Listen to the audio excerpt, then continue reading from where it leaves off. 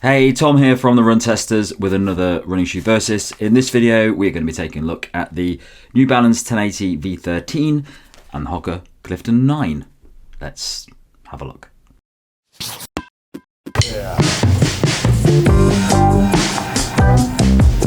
The New Balance Freshfoam 1080 V13 costs £160 or $164.99, weighs in at 262 grams or 9.2 ounces for men in a size 8, and the drop is 6mm. The Hoka Clifton 9 costs £130 or $145, weighs in at 247 grams or 8.7 ounces for men in a size 8, and the drop is 5mm.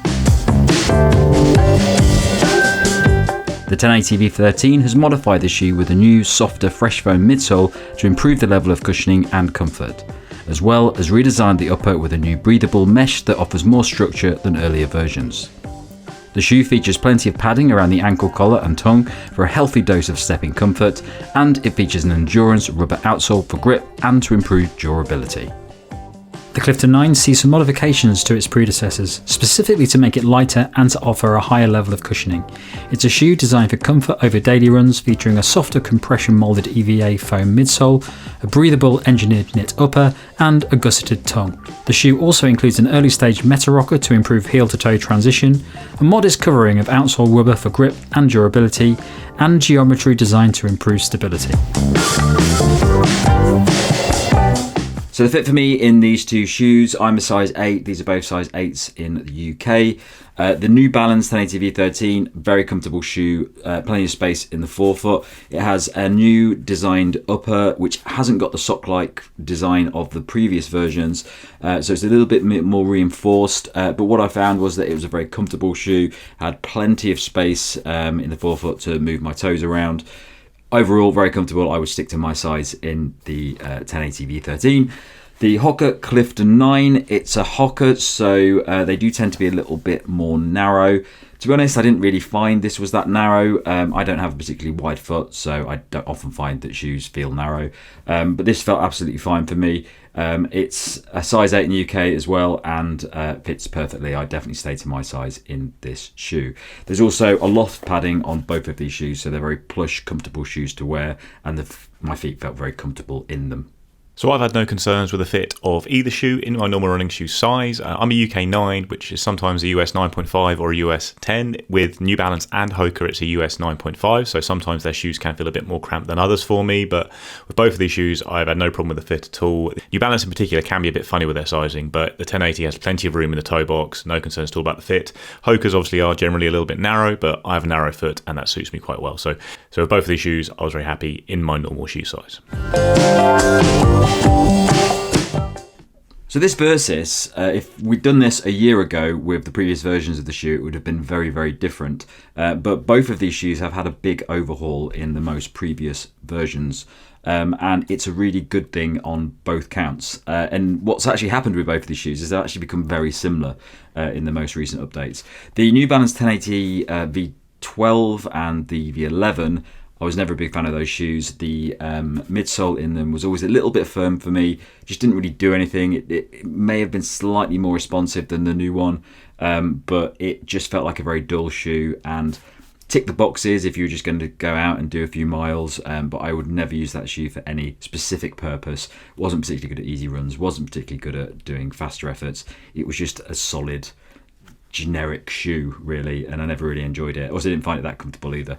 The New Balance 1080 V13 has a lot of changes. The most important of those is this updated midsole, which has made it a lot softer to run in. So as a shoe now, it sort of fits more into that cushion shoe world in the daily shoe type of thing. So if you're doing easy runs, this shoe is absolutely fantastic now. It's just so comfortable to wear, lovely bit of softness and cushioning in there. It's great for recovery runs, easy runs.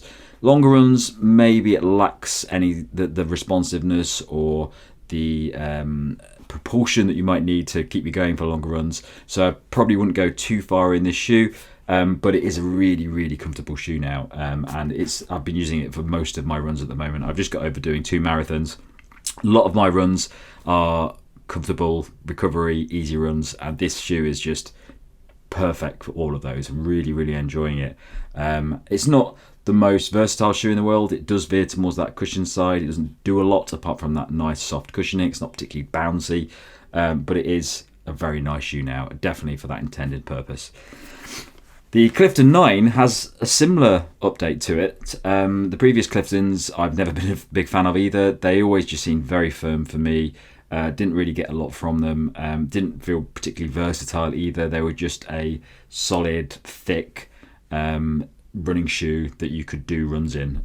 So I never really used those for hardly any runs. But the Clifton 9 has a new softer midsole as well, and as a result it's a much more enjoyable shoe to run in.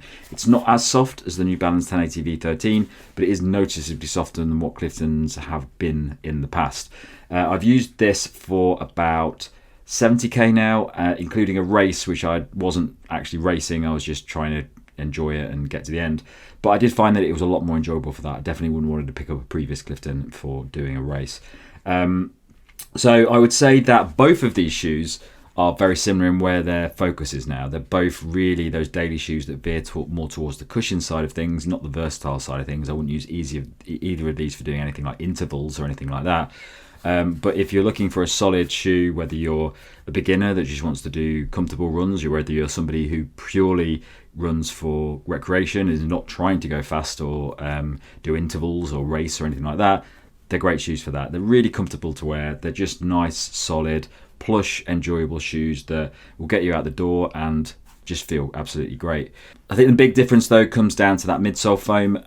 The New Balance 1080 V13 is quite a bit softer for me than the Clifton 9. As a result, I much prefer the 1080 V13. I love cushion shoes. If you watch this channel, you'll know that all the shoes that I wear tend to be quite cushioned, and the 1080 V13 is really in that world of cushioning and comfort. The Clifton 9 is probably a little bit veering lesser. The Clifton 9 is probably veering more away from that cushion side, but it is still very comfortable to wear. So I think it really comes down to that midsole foam as a difference between these two shoes. Other than that, they're pretty similar, and they basically do the same job. So in the past, I'd say that these were two shoes that did a similar job in a slightly different way. They were both cushion shoes, but quite versatile daily trainers with slightly firmer rides than lots of very cushion shoes out there. The 1080 had a higher drop than the Hoka, which was more of a rocket shoe, but they both could handle a little variety of runs.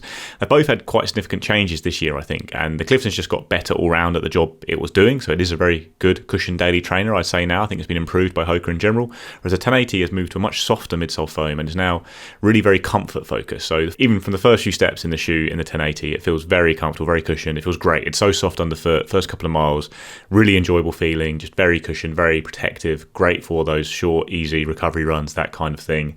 However, as the run goes on, I find it just a little bit too soft for my taste. It just feels like I'm sinking in a little bit. I don't feel that in sync with it, and it just feels like it's not really complementing my running style, like shuffling style, high turnover, and it feels just a bit soft. I'm sinking in a bit, getting lost in the shoe and not really turning the feet over that much, whereas the Clifton supports my running style a lot better, I think. I really enjoy the shoe throughout the length of a run. As it goes on, it gets longer. The Clifton has a nice resilient foam. It gives you a little bit of bounce back. It's not the most lively midsole in the world or anything like that, but you do get a little bit of bounce back. The rocker works well. It's quite a smooth ride, and it feels good deep into runs, better almost as the run goes on, whereas I think the 1080 really shines at the start of a run, but starts to wear me down a little bit over time. And then when it comes to versatility, I do think the Clifton is a lot more versatile. Like, it is a shoe that I'm very happy to do a range of daily training in, long runs in particular, progression runs. Got a little bit of pace there. It's a nice lightweight shoe that's got a lot of cushioning, but it's kind of the classic Hoka EVA that is quite lightweight and not all that exciting, but just gives you a reasonable platform to do a range of runs on, whereas the 1080 foam is a lot more noticeable. It's a lot more soft and it feels great for a while, but it doesn't feel good for faster stuff, and it doesn't feel great for long runs either for me. So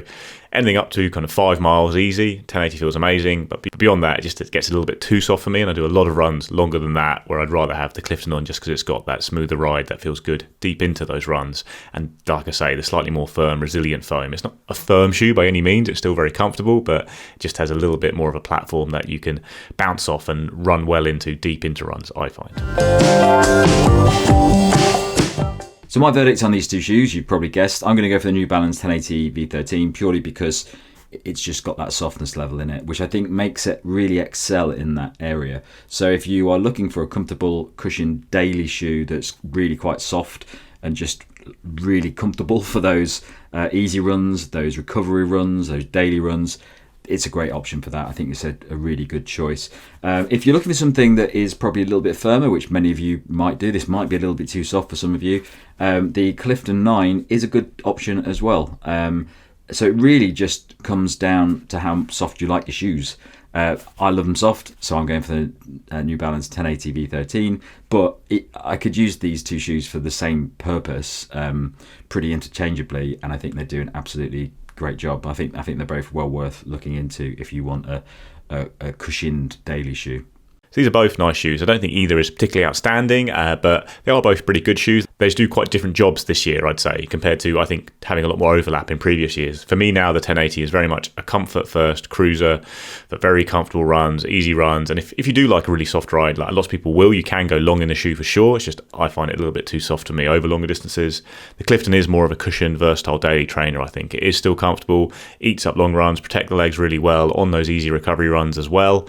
But it does also provide a better platform for running a little bit quicker, doing a variety of training. So I think I probably prefer the Clifton pretty much all round, even on just easy short runs. I think the ride of the shoe just suits me a little bit better. But if you are looking for all-out softness, the 1080 is definitely the shoe of the two that provides it. If all you really want is that very cushioned, comfortable ride, you pull on the shoe and it does feel amazing straight away because it is so padded and comfortable underfoot. But for me, that feeling doesn't really last through a run, whereas with the Clifton, it starts to feel better and better as the run goes on. So I prefer it all round, but like I say, if you do just want the softness, the 1080 is the one that provides it, although it's a fair bit more expensive, so that's something to consider as well. So that's it from us on this versus of the New Balance 1080 V13 and the Clifton 9. Thanks a lot for watching. Don't forget to like, subscribe, click the little bell. And if you go into the caption below, you can find a link to our podcast, which comes out at the end of each month. Thanks a lot for watching. Catch you next time.